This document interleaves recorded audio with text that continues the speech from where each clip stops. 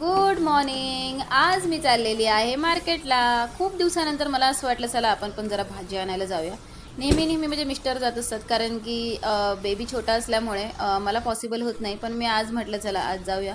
सकाळचे वाजले होते 7 आणि मी चालले होते मार्केटला. चला ही माझी गाडी मी चालू केली आहे आणि आता मी जाणार आहे मार्केटला. तुम्ही बघू शकता मी मार्केटला पोहोचली आहे. 5 ते 10 मिनटातच मार्केट आलेलं आहे.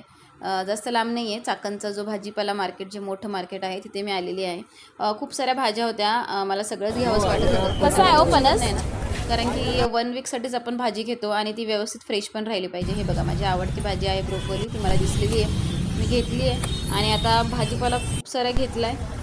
आत्ता सकाळचे वाजले आहे 8 आणि मला वाटलं चला बेकरीतून आपण काहीतरी नाश्त्यासाठी घेऊया.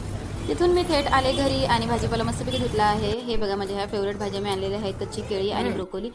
रेसिपी लवकरच दाखवणार आहे. रेसिपी बघायला विसरू नका. धन्यवाद.